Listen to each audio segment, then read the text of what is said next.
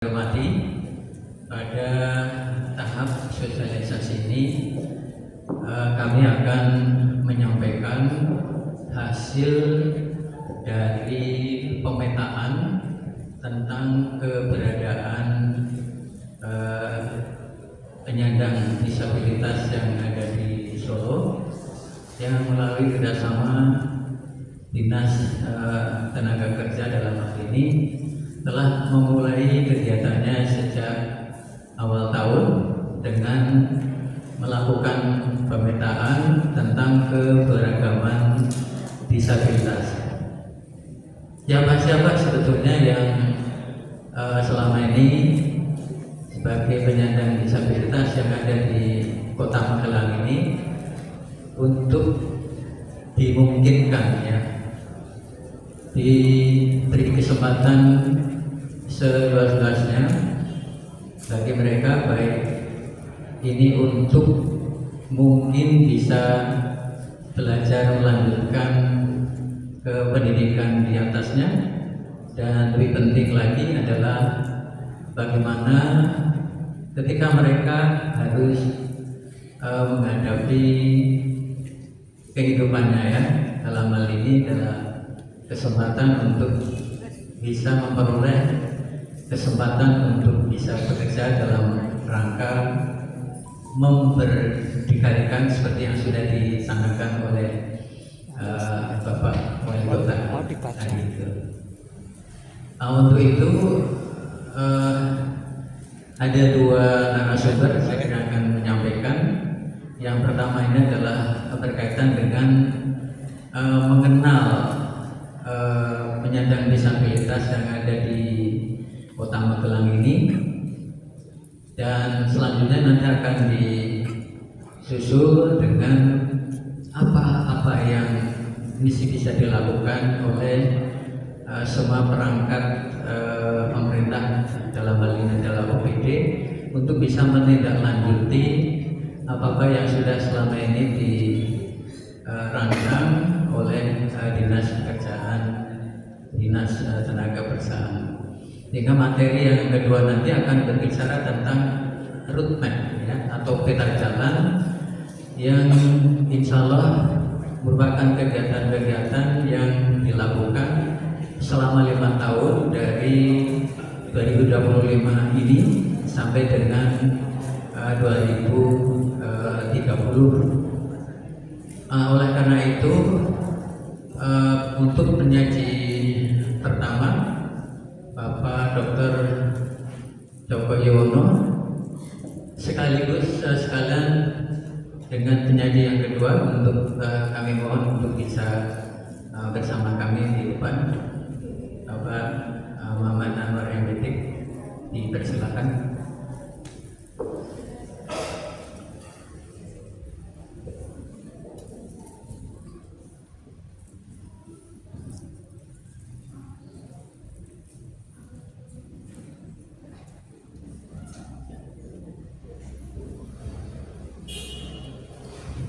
Baik, terima kasih Pak Joko dan Pak Muhammad Anwar. Ini ada waktu saya kira 1,5 jam, jadi nanti akan berbagi mengingat nanti ada beberapa acara. Pak Joko, saya berikan waktu kira-kira 20 menit gitu, 20 menit gitu. Kemudian nanti setelah 20 menit akan disambung oleh pembicara kedua Bapak Muhammad Anwar, dan akan berbicara tentang peta jalan itu sendiri. Kemudian setelah itu baru nanti kita akan diskusi kalau mungkin ada hal-hal yang mungkin selama ini menjadi ganjalan, dan mungkin ke depan apa yang bisa kita lakukan, saya kira nanti bisa kita diskusikan bersama. Baik, untuk itu dipersilakan Pak Joko untuk menyampaikan materinya. Pak Joko, dipersilakan untuk bebas saja menyampaikan. Mohon waktu dan dipersilakan. Boleh, tes. Jadi Bapak Ibu izin berdiri, dan saya untuk mencek waktu sekarang pukul 10 pagi. Saya izin berdiri Bapak Ibu. Karena saya nggak bisa lihat. Bapak Ibu yang saya hormati, teman-teman semuanya, bisa di slide Ya, saya diminta menyampaikan informasi terkait apa ya disebutnya situasi saat ini tentang disabilitas di daerah Kota Magelang itu kayak apa sih? Nah, saya akan mencoba memaparkan situasi tenaga kerja disabilitas di Kota Magelang. Lanjut. Nah ini sebenarnya pertemuan sebelum jauh sini, pertemuan awal itu di tahun 2024 kalau salah. Saya Profesor Munawir, Profesor Dr. Subagio, dan Pak Joko itu dapat hibah riset ya, di 5 kabupaten kota di Pak Bagio, 5 kabupaten. Pak Bagio di NTB, di mana Pak Joko di Pontianak, Prof. Munawir Samarinda, dan di Magelang itu kan Pak Subagio dan Pak Joko. Lalu tentang pembangunan inklusif. Nah dari diskusi semuanya itu ternyata salah satu OPD yang menonjol itu adalah di dinas tenaga kerja. Jadi isunya di tenaga kerja itu luar biasa. Nah dari situlah kemudian waktu itu Pak Kepala Dinasnya Pak Wawan menginisiasi untuk terus bagaimana melihat kondisi tenaga kerja disabilitas di Kota Magelang. Nah dari tersebut lalu kami punya hibah pengabdian, ada riset grup pengabdian dari pendidikan luar biasa melalui Profesor Sunardi, Profesor Gunardi, dan satunya adalah Pak Dr. Subagio. Kami berkolaborasi dengan Dinas Tenaga Kerja melakukan pemetaan bagaimana kondisi disabilitas di Kota Magelang. Kegiatannya adalah satu, diskusi tentang kondisi disabilitas Magelang. Lalu kami melakukan pemetaan ke daerah-daerah di Kota Magelang seluruhnya, itu mendapatkan sekitar 529 disabilitas. Itu kami membantu dengan mahasiswa berkolaborasi dengan dinas sosial, lalu memetakan itu ke daerah-daerah Bapak Ibu. Nah nanti akan saya paparkan. Nah yang usia kerja nanti juga akan saya paparkan. Nah baiklah, kenapa isu tenaga kerja itu disabilitas jadi penting? Karena kita sebenarnya punya undang-undang disabilitas nomor 8 2016, itu ada 22 hak penyandang disabilitas. Salah satunya adalah hak untuk di dalam bekerja. Nah, lalu kemudian juga ada PP 52 2019. Ya, nanti kita lihat dulu. Nah, kemudian di PP ini bicara tentang kesejahteraan sosialnya, dan di Kemendagri 7 2021 tentang tata cara evaluasi rencana aksi nasional untuk penyandang disabilitas. Jadi kita sebenarnya dari minimal dari 3 ini, maka diinisiasilah di Kota Magelang untuk mengadvokasinya. Dan kebetulan lanjut Pak, di Kota Magelang di beberapa pertemuan yang lalu ada Pak dari DPRD menyampaikan Magelang itu luar biasa, ini sedang menyusun terkait dengan peraturan wali kota tentang perlindungan disabilitas. Judulnya lengkapnya saya lupa. Nah mudah-mudahan tahun ini clear, tahun depan bisa disahkan. Artinya Kota Magelang responsif terhadap perkembangan isu-isu disabilitas, terutama di dinas tenaga kerja.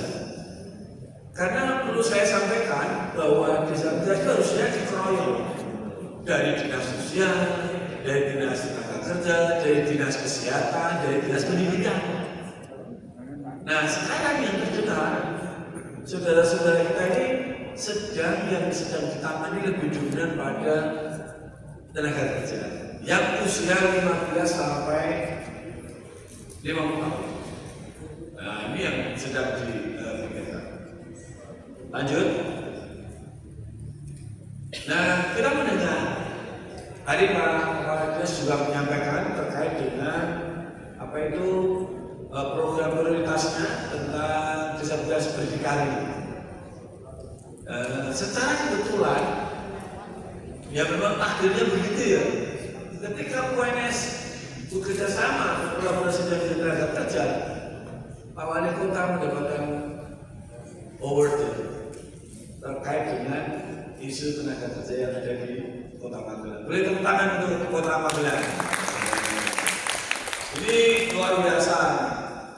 Jadi 8 bulan, salah satu bulan prioritasnya itu langsung mendapatkan apresiasi yang cukup baik. Dan hari ini adalah hasil dari penyusunan roadmap. Tadi ingat betul ya Pak Kepala Dinas sambutannya Bapak Wali Kota. Roadmap itu dibuat mesti berdasarkan kebutuhannya. Nah, kemarin sudah beberapa kali kita ada pertemuan. Sebenarnya itu cara kita untuk menggali informasi apa yang sebenarnya dibutuhkan di Kota Magelang. Bahwa nanti ini kan sudah jadi Bu. Bahwa nanti Bapak Ibu memberikan informasi setelah Pak Anwar menyampaikan nggak apa-apa. Karena pesan Pak Wali Kota harusnya sesuai dekat sekali dengan kebutuhannya. Masyarakat ini sendiri siapa yang disabilitas sendiri. Nah, tugasnya pemerintah itu bagaimana menyediakan dukungan seperti itu. Lanjut. Terus, nah ini data yang kita peroleh dari 529. Sekarang kita fokus kepada disabilitas yang usia kerja. Ini jumlahnya ditemukan 257. Jadi Bapak Ibu ya, mungkin sebagian adalah Bapak Ibu, saudara Bapak Ibu, tetangga, ponakan, ya atau saudara. Ini jumlahnya laki-laki lebih banyak dibanding perempuan. Kenapa ya? Ya kita sampai sekarang belum ada riset kenapa laki-laki kok lebih banyak dibanding perempuan. Ini 63% itu laki-laki dan 36% itu perempuan. Jadi kita bisa bayangin. Lanjut.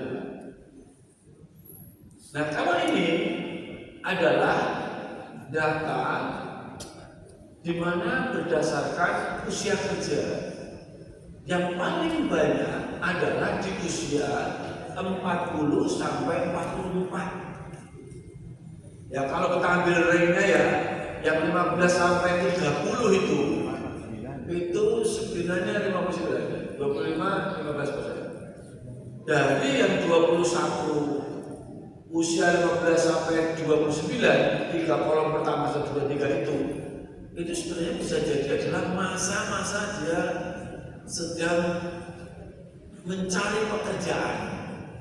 Dan di atas itu mestinya mereka sudah dapat pekerjaan. Tapi nanti kita bisa tahu berapa yang sudah bekerja, jenis pekerjaannya apa saja. Nah, Bapak Ibu, ada usia yang sudah kebayang ya, kalau usianya di atas 40 sampai 50 itu jenis pekerjaannya itu apa ya usia 50. Lanjut. Nah, ini adalah ragam disabilitasnya per kelurahan. Jumlah kelurahannya ada 17 ya. 17 Mas Wali kelurahannya, 17 kelurahan. Kita kelilingi semua Pak Bu itu, didatangi langsung ke rumah. Nah, hasilnya Bapak Ibu di sini ada disebutnya terminologi kita masih menggunakan tunanetra. Bapak Ibu boleh menyebutnya disabilitas netra. Ada juga yang menyebutnya hambatan penglihatan. Itu dimaksudkan sama, meskipun secara konseptual bisa jadi berbeda. Dalam konteks ini dimaksudkan sama. Kemudian itu jumlahnya yang dari 1 cacapan, gelangan dan seterusnya itu ada datanya semua. Kemudian ada tunarungu, disabilitas lumpuh, hambatan pendengaran, ada tuli, ya ini macam-macam sebutannya. Ada tunawicaranya, ada juga daksa, ada tunalarasnya juga ada. Dulu zaman saya tahun 80-90 lah sebutannya, kalau orang Indonesia punya anak-anak nakal. Tapi saya belajar lagi 2004 itu ada punya social emotional disorder, ada sebutannya gitu. Nah sekarang nggak tahu ini sekarang terminologinya, karena ini sudah dalam layanannya sudah jadi satu di sekolah. Lalu kemudian ada autis, ini generasi baru di tahun 2000-an itu baru muncul isu-isu autis. Terus ada ganda, ada gangguan kejiwaan, dan hanya itu 1, 2, 3, 4, 5, 6, 7, 8, 9 rangkaian disabilitas. Saya tadi mendengar kalau di sekolah-sekolah masih banyak ya, ada namanya hyperactive, ada namanya learning disability. Sayangnya itu memang tidak ditemukan di usia di luar sekolah. Lanjut, dan kelurahannya itu semua kelurahan selalu ada itu yang ditemukan. Belum lagi sebenarnya masih ada keluarga yang bisa jadi menyembunyikan delegate. Masih ada nggak kira-kira di Kota Magelang? Banyak bu? Ya masih mungkin ya. Nggak di Kota Magelang, nggak di Kota Solo, nggak di Kota Surakarta, nggak di Karanganyar, nggak di Sragen, selalu ketemu yang menyembunyikan. Tapi ini merata, semuanya ada. Ya lanjut. Dan ini adalah data derajat disabilitasnya. Ini disebutnya ringan, sedang, berat dan sangat berat. Yang berat itu hanya sekitar 1,9%. Yang ringan itu hanya 37%, yang sedang 36%, yang berat 21%. Jadi sekitar 22% itu berat. Bayangkan kalau yang ringan, kalau mau di sini bu ringan, sebenarnya dia punya potensi untuk bersekolah. Ringannya ini tidak selalu dalam konteks intelektual ya. Misalnya ringan karena fisik, ringan berat karena pendengaran, itu bukan berarti gangguan intelektual. Lalu biasanya Bapak akan tanya, yang berat dan sangat berat dengan total 21% itu terus mau kerja umum, ya kan? Yang ringan bisa sekolah, mestinya kalau dia bisa sekolah, atau minimal ringan sedang bisa bekerja pada sektor apa. Yang ringan mestinya sektor formal bisa. Tapi sejauh ini pengalaman saya yang saya tahu teman-teman yang lulusannya nanti kita ketahui hanya SMA, kerja di sektor formal itu berat. Nah nanti bisa kita lihat. Lanjut bu. Ya, ini adalah penduduk usia kerja menurut tingkat pendidikan. Bapak Ibu bisa tahu ya di Kota Magelang ya. Yang S1 itu hanya ada 2. Yang sarjana itu hanya ada 2 orang, 2 toktil. Saya belum tahu Mas Amar, ada informasi yang sarjana kerja apa? Tidak tahu ya? Ada. Yang sarjana itu kerja apa ya? Nah, lalu kemudian yang D1 dan D2 atau D3 itu 6 orang, sisanya itu hanya SMA, SMP dan SD. Gak tamat. Nanti dicari lagi tuh, biasanya teman-teman gak sekolah itu karena waktu dia PAUD, SD, SD umum ditolak. Masih terjadi nggak Bu? SD umum nggak mau terima anak dan khusus di Magelang. Halo Bapak Ibu, diarahkan. Oh iya diarahkan, tapi mereka menerima beneran nggak? Good. Ya, biasanya Ibu terima. Biasanya sekolah umum yang belum welcome itu hanya ada anak yang masa kesulitan semua boleh dipanggil. Waktu dipanggil sebenarnya motivasinya baunya adalah ini Bu. Mau merepot-repotin. Saya mau advokasi banyak sekolah yang melakukan dengan cara halus dipanggil. Suruh pindah. Kalau dia pindah di sekolah A ke sekolah B, doa kan Bu, pindah menaik. Ujung-ujungnya adalah tidak sekolah itu yang terjadi. Makanya jumlah dapodik di Indonesia, Bapak Ibu, di sekolah inklusif tahu nggak? SD itu jumlahnya 135.000. Lalu SMP-nya nyusul menjadi 92. SMA-nya nyusul. Kemana nyusulnya anak itu pergi? Orang sekolah. Cek dapodiknya di kota. Kalau mau nanti saya cekkan, saya punya dapodiknya untuk disabilitas di kota. Setiap kabupaten kota ada yang begitu. Jadi nyusul. Bisa jadi anak-anak itu tidak diterima. Lagi SLB aduh, SLB Pak itu belum tobat. Nah, disitulah masalahnya. Nah, nanti masalahnya. Oleh karena itu, kita cukup prihatin ya, karena yang SMP SMA itu jumlahnya tidak terlalu banyak. UNS membuka jalur disabilitas untuk sekolah di UNS yang tadi ringan itu punya potensi. Nah, Pak Iqbal, udah masuk UNS 2? Oh iya, semester berapa sekarang? Baru masuk kemarin, dapat beasiswa? Belum tahu. Ambil di kafe. Ada 2 mahasiswa dari SLB masuk UNS Bu. Orang utama dan Pak Edi masuk. Tepuk tangan dong untuk Pak Edi. Mudah-mudahan nanti pulang ke sini menggambarkan dinas-dinas di sini kalau gedung di sekitar Yorknya.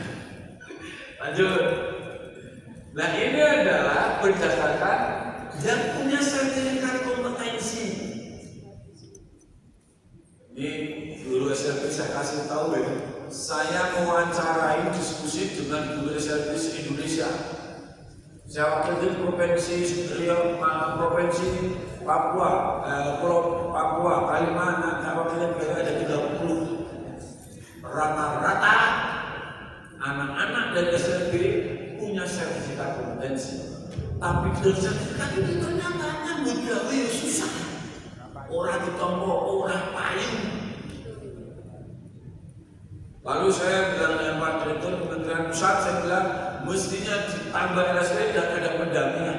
Kalau SLB datangnya juga industri, sopo. Tapi nanti kalau jenis tenaga kerja yang datang bisa jadi berbeda Pak. Apalagi datangnya dengan didampingi oleh staf dari wali kota. 2%, 1% untuk swasta. Mestinya di kota Magelang semua bisa bekerja. Jadi jumlahnya itu minim banget, itu hanya 2,23%. Bayangkan, lanjut Pak. Ini adalah sebaran aktivitas disabilitas. Ya, sudah 20 menit. Yang pertama bekerja, dan bekerja itu dari 257 itu hanya 19% yang kerja. Yang mengurus rumah tangga 13. Berarti urus rumah tangga ini tergantung dengan suaminya, kalau punya suami atau istrinya, atau tergantung kalau bapak ibu hidupnya. 11% masih sekolah. Mencari pekerjaan 3,5. Wih, berarti banyak ya. Dan lainnya tidak bekerja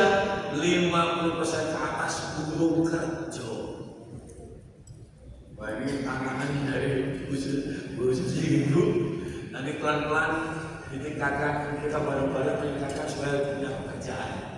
Tidak harus sektor formal, yang UMKM, sektor informal itu bisa banyak digarap.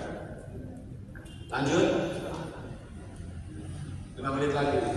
Ini adalah usia kerja yang punya keinginan kerja, artinya itu ada kebutuhan kerja. Bisa jadi ini secara kompetensi dan secara banyak hal memungkinkan untuk bisa bekerja dalam konteks mungkin kerja yang mandiri. Kan sebagian anak-anak kami, Bu, teman-teman kami ada yang bekerja tapi ada pendampingan. Pekerjaannya kecil-kecil. Nah, ini yang diduga seperti itu. 47%, 53% nggak ada.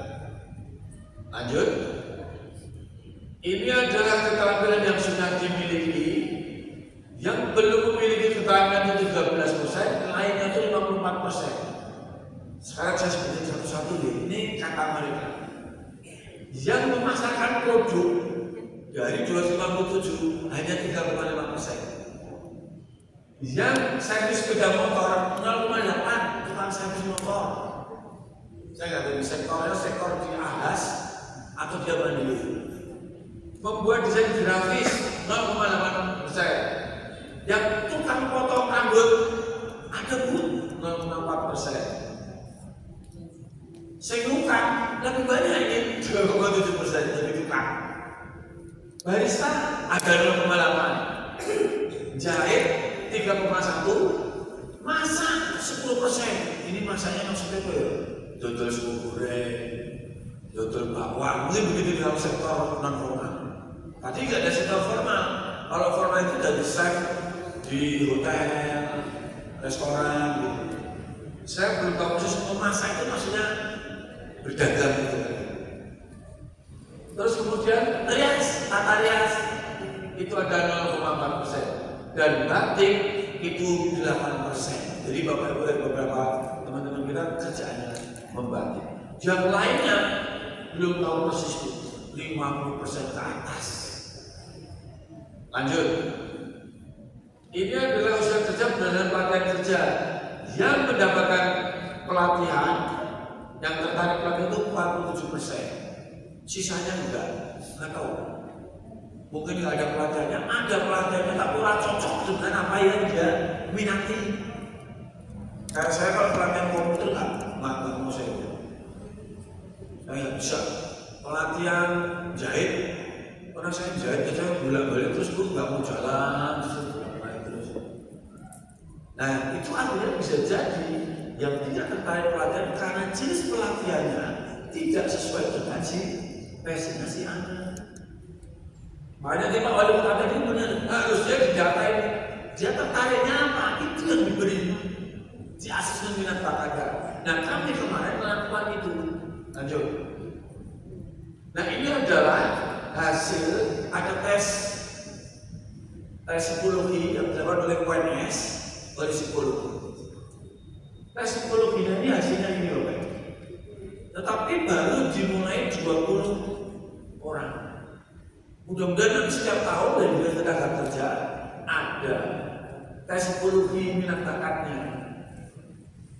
untuk mendukung pelatihan-pelatihan yang dibutuhkan. Kalau jumlahnya 257 dia bertahap, minimal mana yang berorientasi untuk banget tes itu enggak. Nah itu jadi PR kita bareng-bareng. Di tahun mendatang di roadmap bisa diberikan.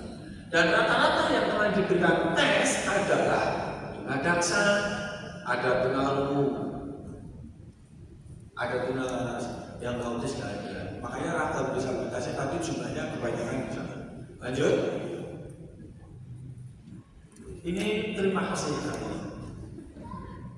Jadi Bapak Ibu itu gambaran besarnya kondisi teman-teman disabilitas usia kerja yang ada di Kota Magelang yang sudah didata oleh tim UNS, yang dipimpin oleh Mas Anwar dan bekerjasama juga dengan Dinas Sosial. Lalu kemudian hasil itu disaring-saring dari 529. Waktu itu Pak Subagio sebenarnya punya ide begini Bu Susi, kalau Bu Susi nanti bisa ujian bagus. Pak Subagio itu punya ide PWNS, bagaimana data disabilitas ini kalau diklik itu nambahin rumahnya di mana, langsung Google Map-nya itu nyanda, dia sedang ngapain, kalau kerja apa, itu bagus Prof Wani. Jadi kalau kita ngeklik langsung tahu Joko rumahnya di daerah dekat lereng Gunung Merapi, dia kerja apa, wira swasta, usahanya apa, itu bagus banget. Dan itu bisa diupdate setiap saat. Dan kita ngeceknya sama by name, by phone, by address. Itu cakep banget itu. Iya, kayak sistem kepegawaian langsung klik. Jadi saya kira begitu. Terima kasih Ibu Susi sudah berkolaborasi dengan UNS. Terima kasih juga Profesor Adi sudah mendukung untuk kegiatan ini, karena tanpa tanda tangan beliau nggak bisa Pak sebagai kepala pusat studi difabilitas melanjutkan estafetnya Profesor Munawir. Dan sekali panas berterima kasih pada Prof Mudarati dan Prof Subagio, karena beliau ini sebenarnya sudah istirahat harusnya, tapi tetap membantu PNS dan membantu Magelang. Itu saja, mohon maaf lahir batin, kurang berkenan saya kembalikan kepada Profesor Mudarati. Assalamualaikum warahmatullahi wabarakatuh.